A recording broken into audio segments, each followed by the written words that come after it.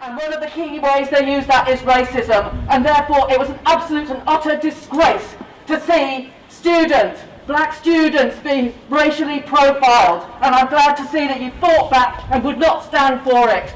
We stand together, black and white unite, we fight together. This is the way that we are going to win. So thank you students, thank you for showing the way. Students have a long history of showing the way to fight back and sparking wider resistance. So keep fighting and fight to win. Nancy resigns. Let's go.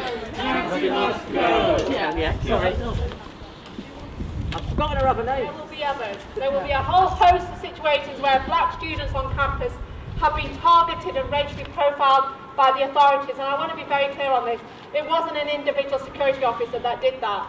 That is a systematic problem with the university and how they treat black students. They make it quite clear that actually the black student on campus is the other. And the question needs to be, what is the Vice Chancellor doing about this? What is she doing, hiring a security firm that has that attitude towards students, where actually we have black students on campus that don't want to speak because they feel stressed about what's happened. They're shocked and traumatised by the experience, because there are lots of experiences similar to what we saw on that video. And I just think it's a reflection of the senior management. And I want to say this very clearly. We are out here today. This is not an attack on the staff working on the university. We see this as us standing in solidarity, both with the students and the staff. Yeah. Be very, very clear about this. We stand in solidarity with the students and the UCU who are fighting for a safe environment. Yes.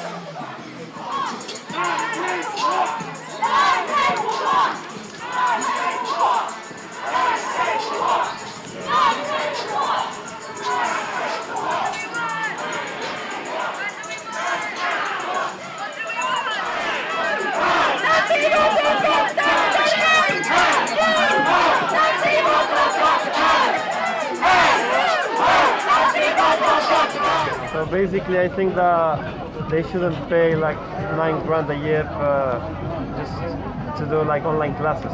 They should pay less than that. Like, I don't know how much, but around 2,000 or less. Because studying at home, you're doing the effort. You're not using the tools in the school, in the classroom. All good, everyone. So, I'm a part of the student consciousness movement, which has recently started. It was formed originally from the Black Consciousness Movement, which was led by Steve Biko. Ironically now the name of the SU building.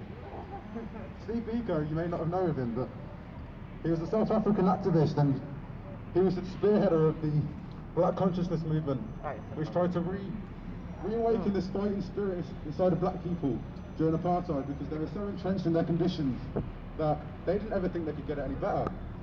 And now, if you think about it, we're in a similar situation. As students, we're so conditioned to the situations that we're a part of, that we don't think we can do any better. This is a rare occasion that we get to come out in numbers like this. And for the SU to support us out the Steve Biko building when it's done nothing and rent strikers have killed it and got a 30% rent reduction is a joke. The SU took all of the possible credit for that. And what did they do? Fuck all! Who did it all? Who did it all? Who spearheaded it? Who spearheaded it? We were lied to when we were brought here. We were promised safe campuses, or we were promised a university experience of blended learning. In that third day of the first week, that was all cancelled and all our learning was switched to online. It was a lie from the very beginning. They knew that they would do that. They did that so that we could bring us here. We paid £9,000 a year in tuition, and then they completely left us to fend for ourselves. Fallowfield had more COVID cases than half the countries in the world at one point. We didn't even get food boxes until after we'd come out of accommodation. We're absolutely disgusting what they're doing to us, and we need to fight back. The rent strike went 30% reduction for semester 1. That was not the Students' Union. The Students' Union did not have cold showers for 2 weeks sitting in the building. The Students' Union did not risk credit scores by withholding.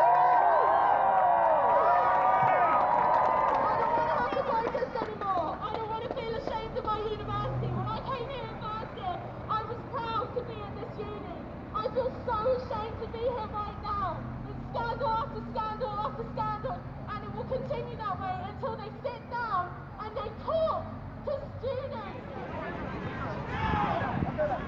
Yeah, we're really support it. We're marching for personally for two reasons. Firstly, cops off campus, because you can't just have cops. Like, we pay to live there, we pay £9,000 tuition, £6,000 rent, so that's £15,000.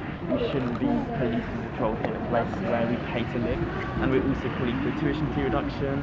In my opinion, it should be reduced down to zero. It should be zero every single year, but at least it should be reduced down to the open university level, which is around £6,000, because we're essentially getting the exact same services then, just online university basically. KMA promised blended learning, so some online, some into uni. I've only been into uni once, and that was to pick up my ID card. I had no seminars and no lectures, nothing inside. So we were lied to get us here so they could get money off our accommodation. We also got an email from the university saying if you need to go buy food, go to Sainsbury's, just make sure you wear a face mask. That is illegal. The uni advised us to do something which is illegal.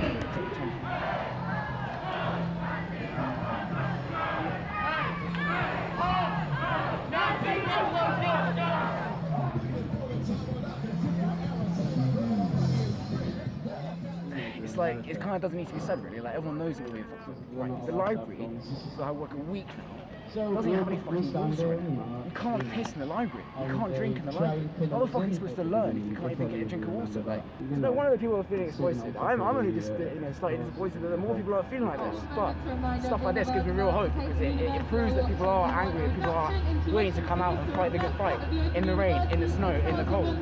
I think this movement needs to carry on. We need to start collectivising it across the country. We need to start joining up with MMU, we need to start joining up with other universities in the north, we need to start joining up with universities all across England, all across Wales, all across Scotland. We need a whole student revolution is what needs to happen out of this COVID crisis.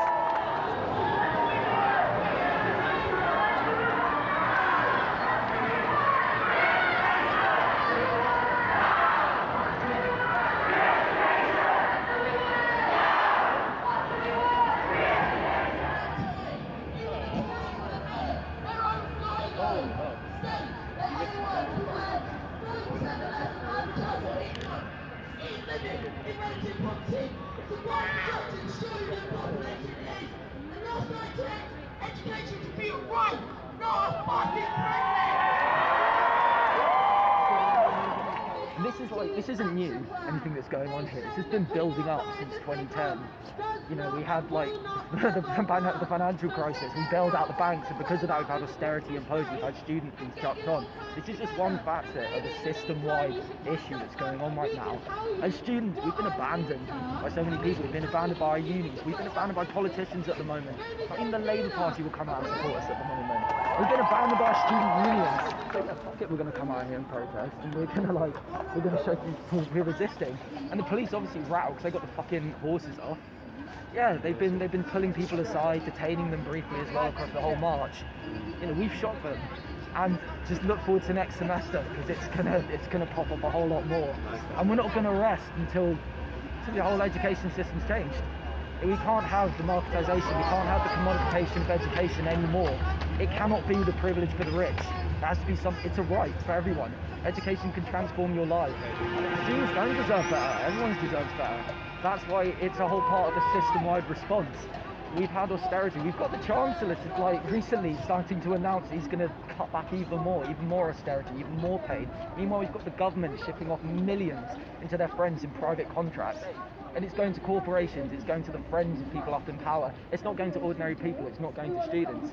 We're just one fight in a massive struggle. So yeah, not just students deserve it, everyone does.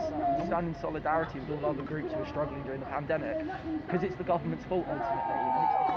Here are part of the biggest student movement in the past 10 years. And we will win! So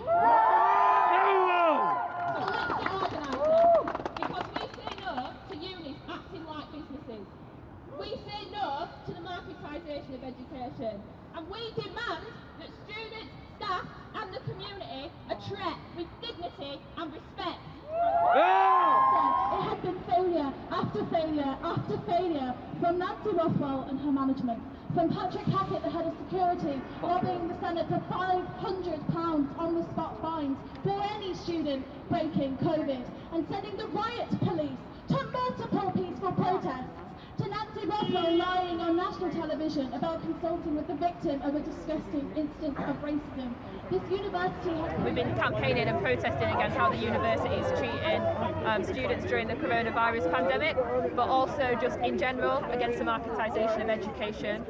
I think students are being treated badly because we so rarely rise up. Every year we pay our fees and we move into halls, and I think this is the first time that I've ever seen protests on a scale like this, and I think that that's why people get treated like this, because this is the first time we've ever stood up. I think COVID's given management reason to do what they've always wanted to do. Management have always wanted to privatise and marketise, and then COVID gave them the opportunity to make the cuts that they needed to do that.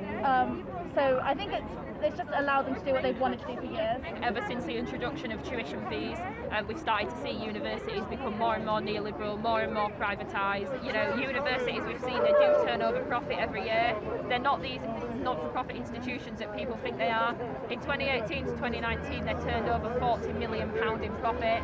Profit that the universities are getting is expected to rise, yet our services are being cut. It's us that are being taken for granted, basically, and the staff as well, and the community that they operate in. It's just not right. Get the voices out, get them heard. It's only fair. Everybody else has their say for everything else, don't they? So I think we're doing a very good job here. Going from personal experience, I've had it pretty bad. At the start of lockdown, I was started in an agency as a job, and therefore I didn't get furloughed, I didn't get anything, and I struggled. So if students who don't work, or even if they do work, it usually tends to be catering, hospitality jobs, and all of them have lost that. How are they expected to pay the bills? How are they expected to pay the uni fees? I've got through life. I'm 65 now, and the way these people act, I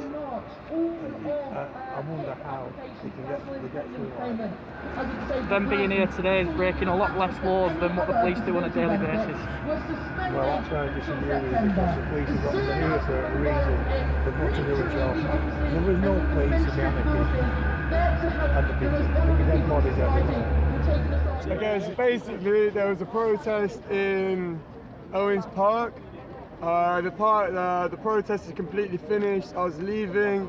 There was a group of 3 of us who were leaving in a very orderly manner. A police car drove past. I might have shouted "fuck the police," but that is within my freedom of speech, right? Am I right? They slam on the brakes. They chase after me. They put me in handcuffs, slam me against the car. They then accused me of assaulting them. They said I assaulted them. I said I did not. Then they turned on the camera, and then they said, "You assaulted me." When I contested that, they were like, "No, you assaulted me." And obviously I started arguing with them then. So they caught me on camera whilst I was arguing them. We are part of the student action group SAFER, Student Action for a Fair and Educated Response. Essentially we're fighting for a better response from our uni. Their response to the COVID-19 pandemic over the past almost year now has just not been up to par, to say the least. We want better support for students. We specifically in this march were demanding a reduction of tuition fees to the standard open university rate, because we're all getting exclusively online learning, which is not even up to the standard of the Open University, or you could argue it's the same, whatever. At the very least we shouldn't be paying more than they are. We're fighting for a transparent COVID-19 action plan from the university and the administration. Really, we just want to talk to them. We don't want to be out here putting ourselves at risk, having to march, having to lead protests that are over policed and that often turn tense because of the police presence. But we have to, because they're not listening to us, and we won't stop until they hear us and they listen and they react, and actions will always speak much louder than words. We don't think students are above anyone else in society, but the thing is there have been support plans put in place for other groups, furlough schemes, etc. Students have just been pushed to the side and scapegoated, and yeah, they have it bad. I mean, they were called back to universities and completely scapegoated for rises in COVID cases in university areas when the universities told us to come back. They urged us to come back under the promise of blended learning, which didn't happen. And they've continued to demonstrate just their terrible reactions to events over the past few weeks. So yeah, students have it bad and something needs to be done.